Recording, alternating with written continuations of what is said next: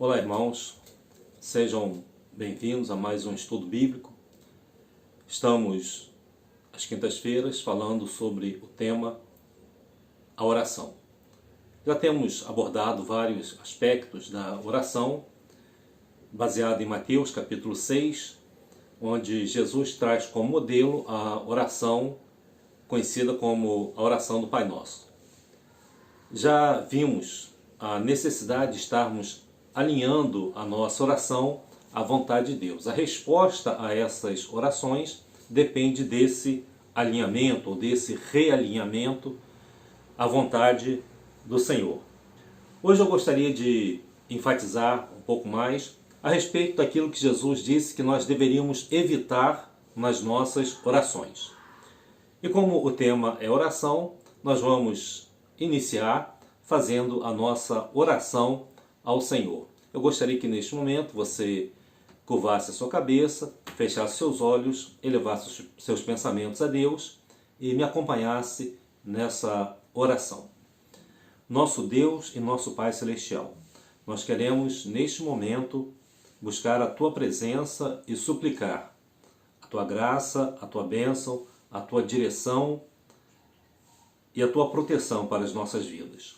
Quando estamos atravessando este período onde o mundo está sendo assolado por esta enfermidade, por este vírus, por esta gripe, e nós te suplicamos, ó Deus, que Tu estejas trazendo para o Teu povo a Tua proteção para a vida de cada um dos Teus servos, para que suas vidas continuem sendo preservadas para a realização da Tua obra. Que a nossa fé, ó Deus, não seja usada como forma de agirmos com imprudência, mas que possamos estar sempre agindo com segurança, nos precavendo e nos utilizando dos recursos que Tu destes a cada um de nós para nos prevenirmos. Que neste momento a Tua igreja esteja se conscientizando, ó Deus, desta responsabilidade que cada um tem para com o seu próximo. Que possamos espalhar o amor, possamos espalhar a paz, a tranquilidade e não este vírus que tem trazido destruição e morte na vida de muitas pessoas.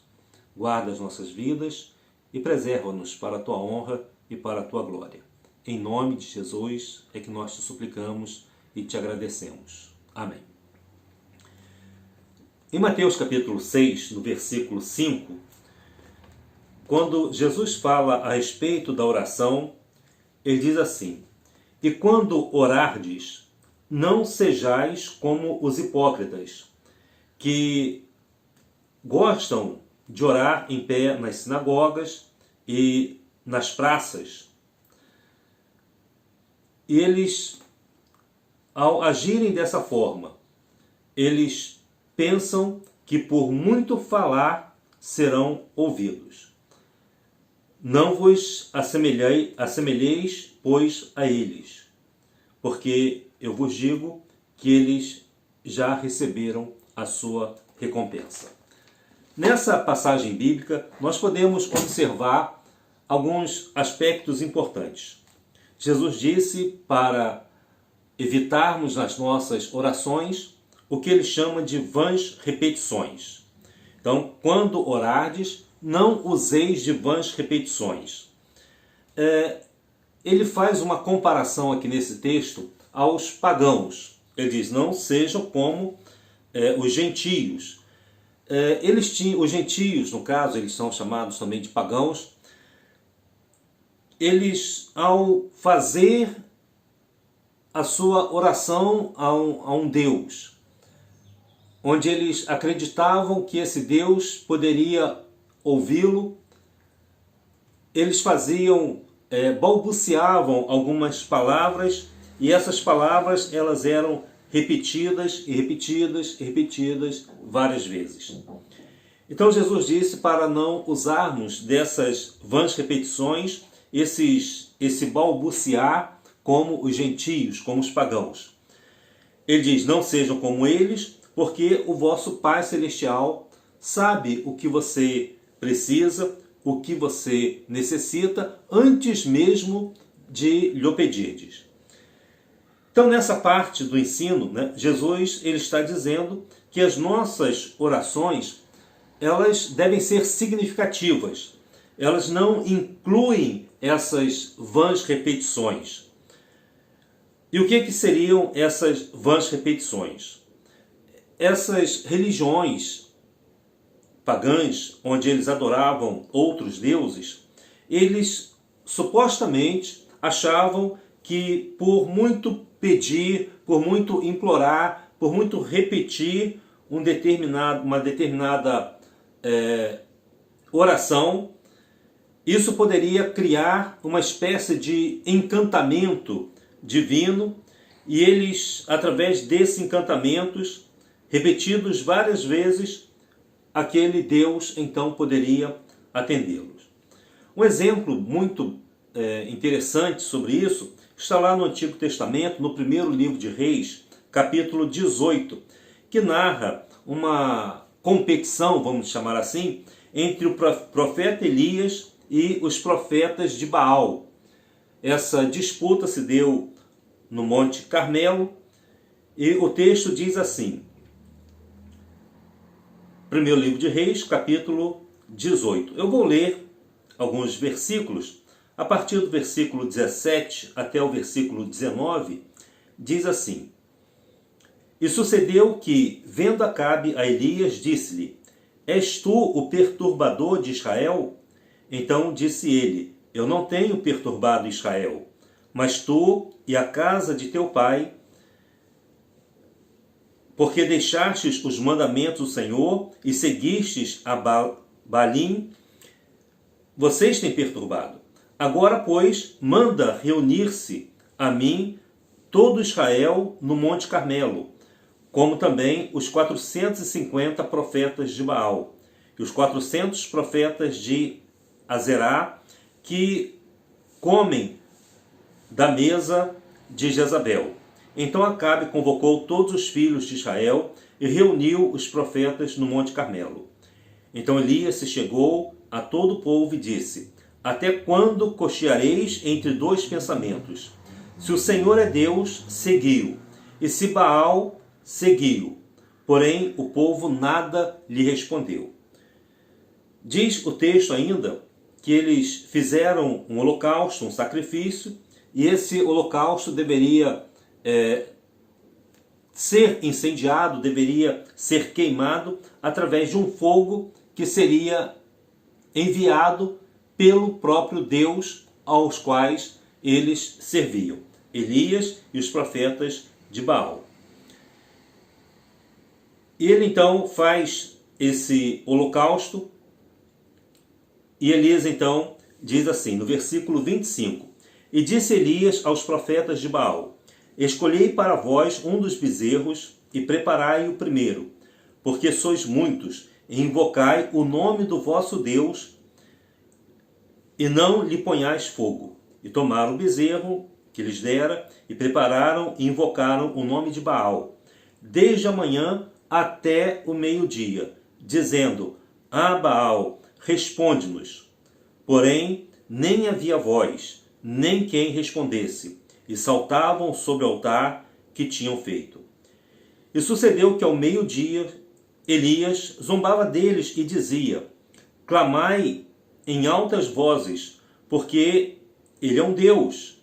Pode ser que esteja falando, ou que esteja com alguma coisa para fazer, ou que intente alguma viagem, talvez esteja dormindo e despertará. E eles clamavam em altas vozes e se retalhavam com facas e com lancetas, conforme ao seu costume, até derramarem sangue sobre si. E sucedeu que, passado ao meio-dia, profetizaram eles até a hora de se oferecer o sacrifício da tarde. Porém, não houve voz, nem resposta, nem atenção alguma. Observe nessa passagem que esses profetas que adoravam a esse Deus chamado Baal, eles ficaram o dia inteiro fazendo as suas orações, fazendo as suas repetições, e nada aconteceu. O que Jesus está ensinando nesta passagem bíblica é justamente isso, que você procure fazer a sua oração de uma forma correta ao Deus certo.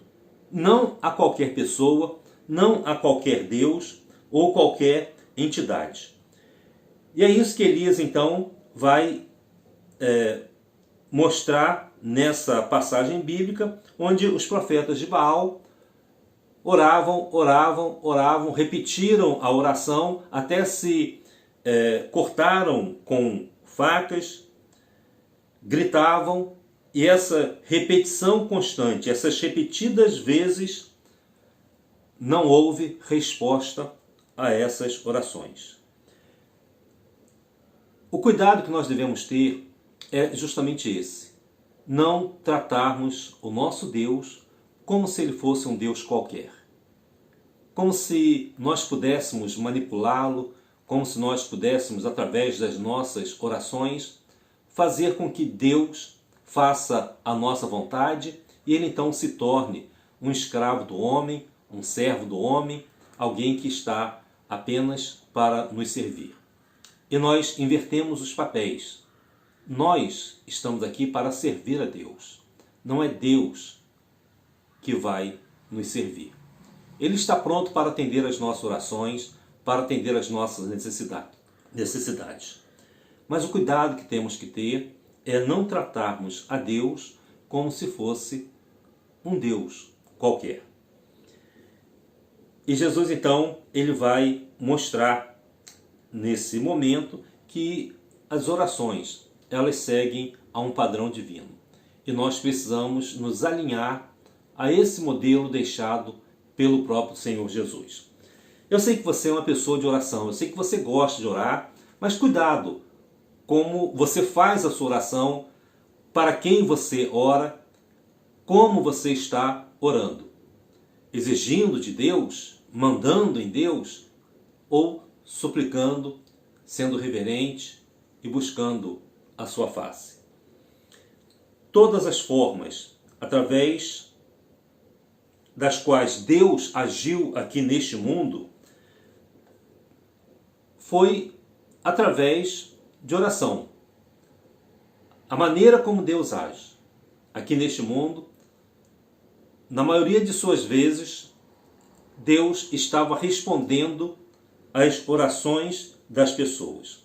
Por exemplo, quando Deus abre o Mar Vermelho, essa oração de Moisés é que abriu o Mar Vermelho. A oração que trouxe água no deserto, tirou a água da rocha. A oração que fez com que o maná caísse no deserto.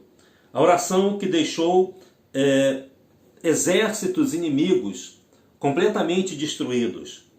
A oração que curou muitos doentes, que ressuscitou mortos. A oração que hoje pode transformar a vida das pessoas. Mostra que a ação de Deus é resultado da oração do seu povo. A oração é a maneira pela qual o perdido pode ser salvo. É através da oração que Deus, por exemplo, ele envia trabalhadores para a sua seara. Nós estamos em campanha para missões mundiais. E a nossa oração pelo trabalho nos campos, a nossa oração pelos missionários, a oração por trabalhadores para os campos, é aquilo que Jesus disse: rogai, pois, ao Senhor da seara para que envie trabalhadores para a sua seara. Então, a oração é a forma como Deus pode realizar o impossível nas nossas vidas, é como Deus pode realizar o impossível aqui na terra. Então, nesses versículos, Jesus Cristo ele mostrou exatamente o que nós precisamos fazer. Na oração do Pai Nosso, Jesus disse que nós precisamos adequar a nossa oração, que nós precisamos alinhar a nossa oração à vontade de Deus. E devemos repetir os erros do passado, devemos não repetir os erros do passado. Não devemos repetir aquilo que outras pessoas faziam com deuses estranhos. E não podemos tratar o nosso Deus como se fosse um Deus qualquer. Por isso, eu não posso, na oração do Pai Nosso, dizer Pai Nosso, se eu não estou vivendo para outras pessoas, se eu só penso em mim. Como eu posso dizer Pai Nosso, se nas minhas orações eu só estou pensando nos meus interesses pessoais e não na coletividade? Como é que eu posso chamar Deus de Pai, por exemplo, se eu não estou vivendo como filho de Deus, se eu não me comporto como seu filho? Como é que eu posso dizer, por exemplo, santificado seja o teu nome, se eu estou brincando com o pecado, se eu estou brincando com Deus, se eu não estou fazendo a sua vontade? Como eu posso dizer o pão nosso de cada dia nos dá hoje, se eu estou tentando viver através dos meus próprios esforços, se eu não estou me colocando na dependência de Deus, em vez de buscar a provisão de Deus, eu mesmo tento prover as minhas necessidades sem buscar a direção de Deus para a minha vida? Como é que eu posso dizer para Deus, perdoa as nossas dívidas, se eu não perdoo as pessoas? Como eu posso dizer, perdoa as nossas dívidas, assim como nós perdoamos aos nossos devedores, se eu estou com raiva de alguém, se eu estou com ódio de alguma pessoa, se eu guardo algum rancor de um vizinho, de um conhecido, se eu estou retendo o perdão a alguma pessoa? Eu não posso dizer, não nos deixeis cair em tentação, se toda hora eu me coloco diante do pecado, vou à beira do precipício. Então, a oração, ela é algo que nós precisamos buscar com mais afinco, com mais determinação, com mais reverência, com mais humildade. É uma prática que você deve realizar de uma forma constante na sua vida. Viver uma vida de oração.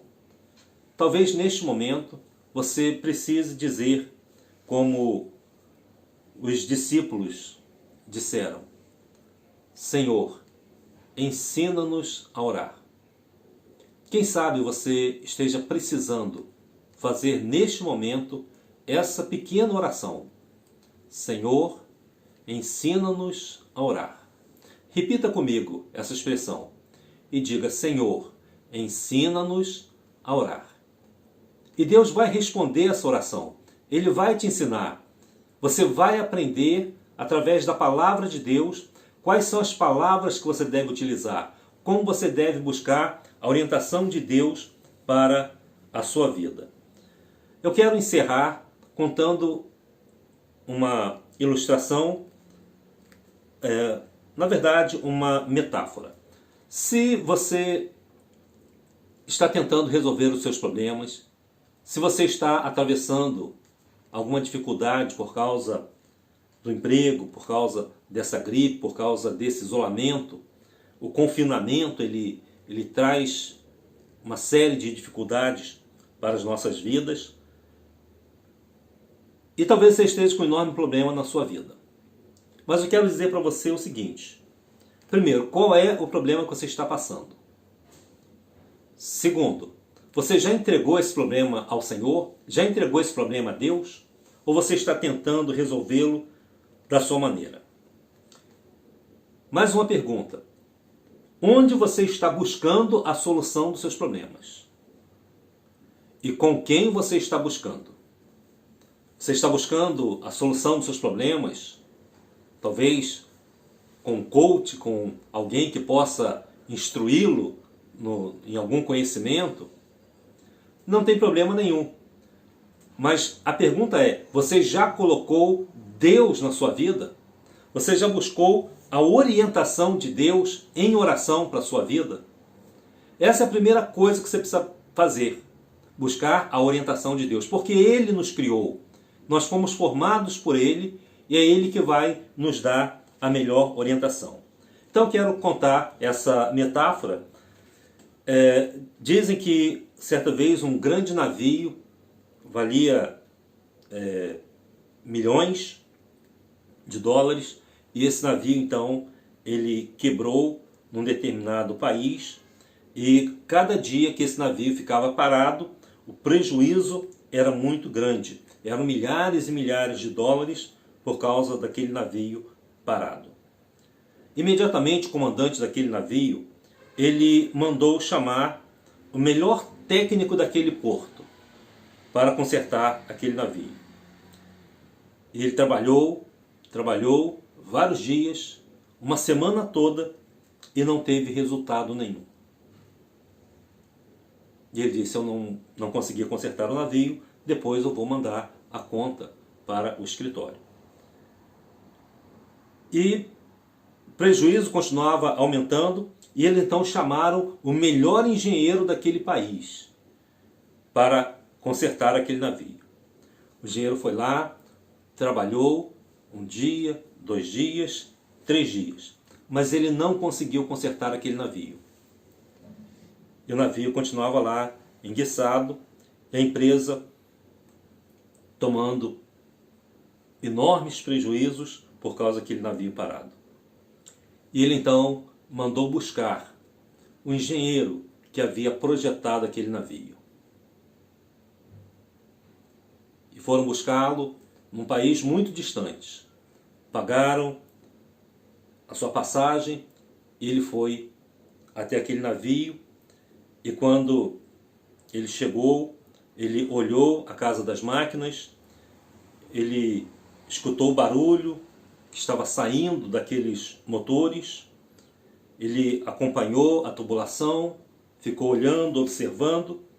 Então ele abriu uma valise, tirou um martelo e deu uma pequena martelada em cima de uma válvula daquele navio. E quando ele deu aquela martelada, o navio ele voltou a funcionar de forma correta, de uma forma maravilhosa. E ele então foi embora e disse, depois eu vou mandar a conta para o escritório de vocês.